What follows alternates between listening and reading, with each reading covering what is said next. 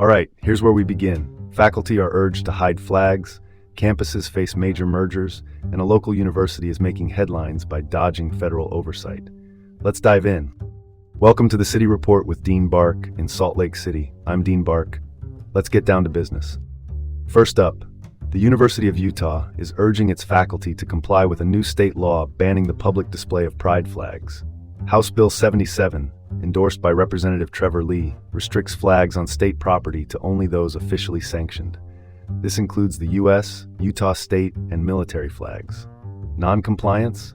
Well, that'll cost you $500 per day after a 30-day grace period.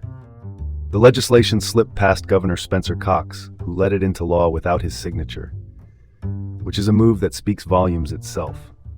Proponents argue it's about curtailing unapproved political expressions on government grounds. Critics might say it stifles campus culture, especially when private offices can host pride flags if they aren't visible from outside.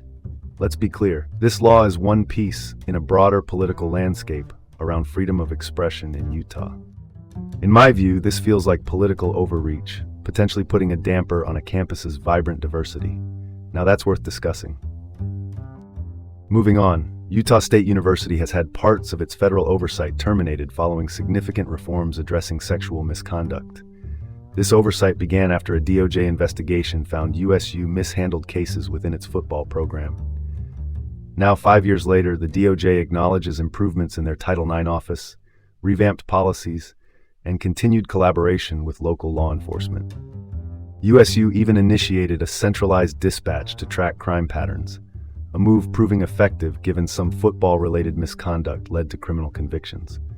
Restoring trust is critical, and USU's proactive approach should be a benchmark for other universities. Let's pivot to the next story. Utah State University is undergoing a substantial reorganization. They're merging 5 colleges into 2, all thanks to a $12.6 million budget cut from the state. Interim President Alan L. Smith announced this consolidation, which unfortunately could lead to layoffs. Joe Ward will head the new College of Arts, Humanities, and Sciences. Plus, the College of Natural Resources will merge with Agriculture and Applied Sciences. It's a strategic move to cut administrative roles, saving costs. This comes amidst larger $60.5 million cuts across Utah's public universities. Looks like someone forgot the memo that education budgets are tighter than a jar with a stuck lid. Cost saving? Yes. But steering focus towards fields like data science and nursing?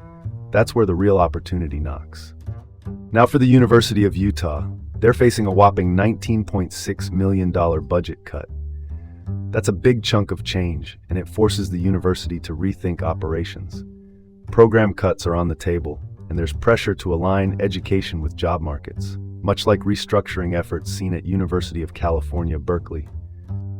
Balancing budgets is as painful as a Monday morning, but this also opens doors to modernize educational priorities to meet future demands. Shifting gears, let's touch briefly on the Fenwick Park drama heating up local council meetings. Environmental regulations are clashing with business interests, stirring quite the debate. This little patch of green is indicative of bigger city issues on the horizon.